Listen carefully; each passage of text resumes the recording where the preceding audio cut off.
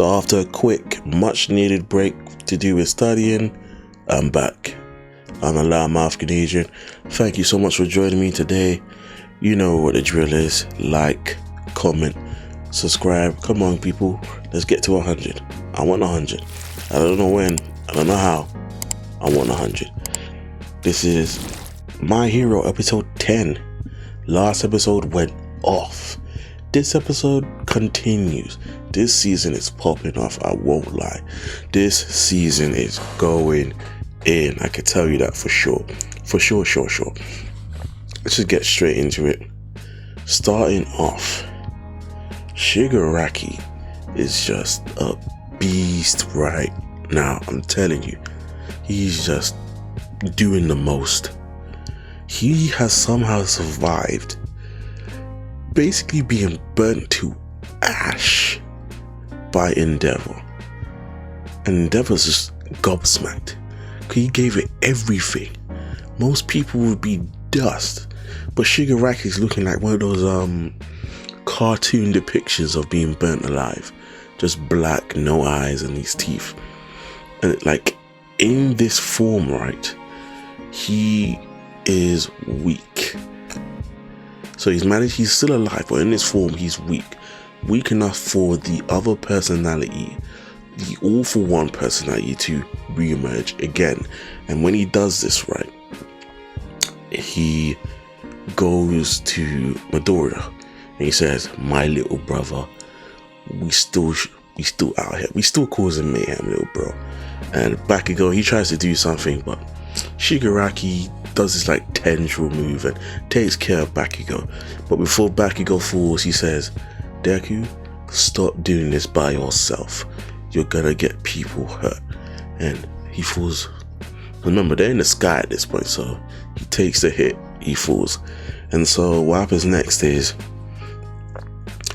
he does his little speech. Shigaraki, well, the personality of All For One, says, he just said, "All this bloodshed from Mr. Aizawa, Gran Torino, all the other heroes was just absolutely unnecessary."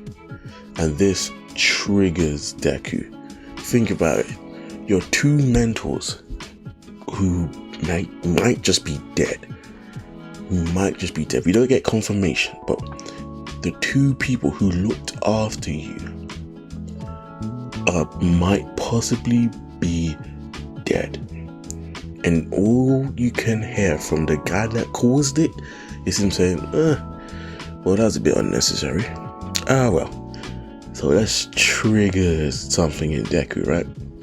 And so Deku, he flares up and he goes for Shigaraki, or Shig-1, as I'm calling him, because All For One, Shigaraki, Shig-1. And you know, Shig-1, he puts up a fight, but in the end, the two make contact, with Shigaraki using this opportunity to try to steal Deku's powers. And this all teleports them to sort of mindscape area, if you will. And so in the mindscape, Deku can't move because he hasn't fully mastered the ability to. But in the mindscape, Shigaraki and this sort of grotesque form of All For One is making their way towards Deku. And just when it looks like he's about to be rushed, Shimura, I'm not sure what number she is, but she was a former user of One For All. She appears to help out Deku, and so we have this like little reunion between, you know, Shigaraki and Shimura. Because remember, Shigaraki remembers Shimura from when he was a young lad. But remember, as the story goes, she abandoned him because she was trying to protect him from All For One, not realizing this just drove him further into his arms. And so All For One, he's there, he notices her as well, and he goes, "Wow, well, this just proves it. You're dead, but you're here.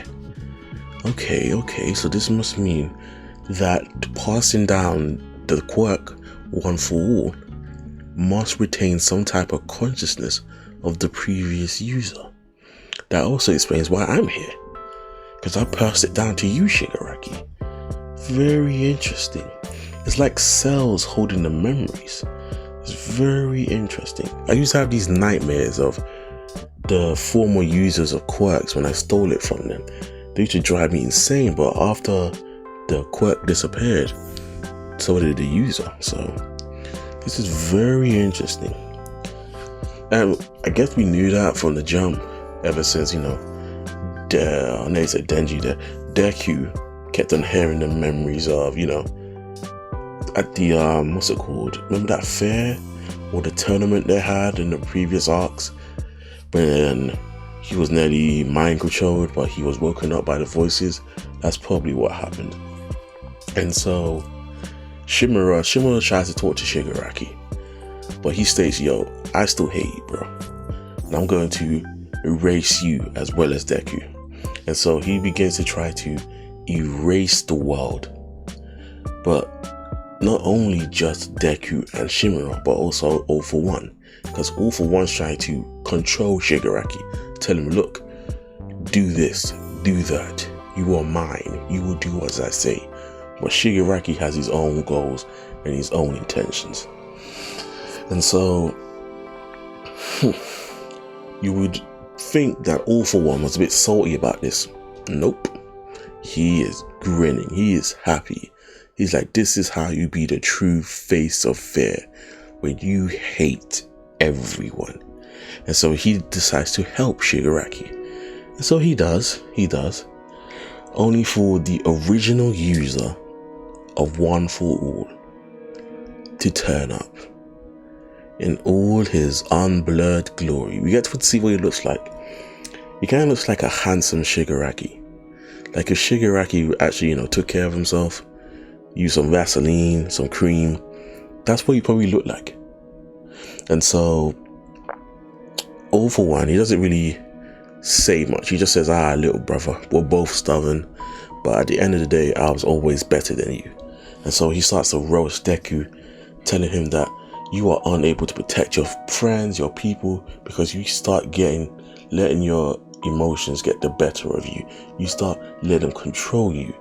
But the original user sticks up for him, saying, look, he's done so much hard work to get to where he is right now. He just needs a bit more training and he will beat you. And this sort of powers up Deku to fight him off, and they both regain consciousness. So that's it for their little mental confrontation. It was okay. It's more of a character driven bit, which is good. It was very entertaining. I like the little, the nod between the relationship of Shigaraki and Shimura. How do you say that? Shimura? Just reading my notes here. But yes, it's just an interesting, sort of relationship and interaction between the two. And so now we go over to Gigo Tamakia.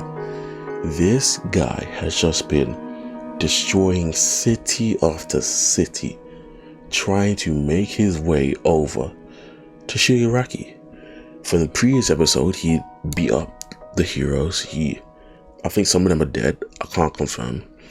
But he has just been destroying any and everything in his path to get to Shigaraki. And the group heroes, they know that he's coming. It's only a matter of time. So they're trying to save as many people as possible.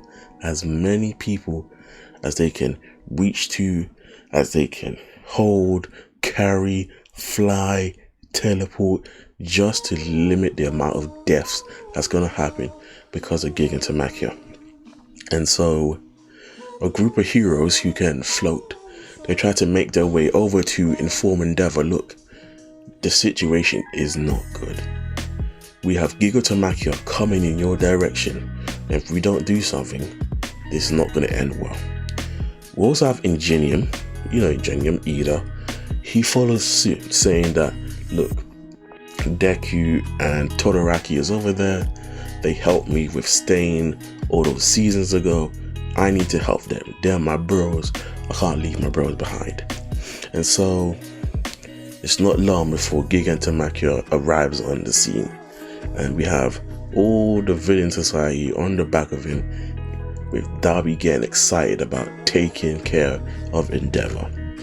And so we have Toga, who is alerted that, Ochako is in the area.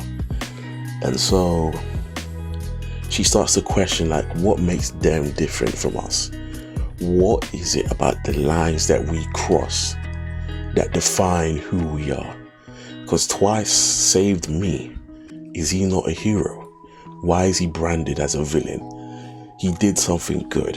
And so they spot Ochaku and Froggy, and Toga gears up to go face them. And so what happens is, out of nowhere, a piece of debris nearly hits Froggy, but Ochaku manages to save her. It's not a dramatic save, it's more like a quick thinking on her part, but that's about it. As this elderly lady comes running out of nowhere, like, yo, my husband is bedridden. I need help getting him out of bed. It's not looking too good. Can someone help? Ochaku goes and she follows this elderly lady to the house. Turns out it's Toga. Remember, Toga's quirk allows her to take the form of anyone as long as she has their blood. This also means that poor elderly woman is probably dead, unfortunately. But hey, that's how the cookie crumbles. Well, old lady, but you know what I mean. And so she follows Toga into this house, and Toga's, she's the master of the shadows. She's sticking to the beams, she's hiding, and then all of a sudden she ambushes Ochaku from the ceiling and manages to get a good grip on her on the floor, with the knife edging ever so closely to her. And so she says, oh, I've been waiting to see you. I love you so much. You, Deku, Froggy. Oh, I've been waiting to see you for a long time. Just tell me. I want you to tell me something. Why is it that you followed me here? Are you here to kill me? You gonna do me like Twice? You gonna do me like Twice? But Ochaku's more pissed at the fact that you've killed an old lady just to get this opportunity to talk to her. And that's where the episode ends. So next episode, Toga versus Ochaku, maybe Darby interacting with Endeavor if they get closer. It was a good episode, solid episode. Give it 7 out of 10. Lots to unpack in terms of All For One, the original user making his appearance. But yeah, it was a good episode. Let me know what you think in the comment section down below, and I'll see you in the next one. Peace.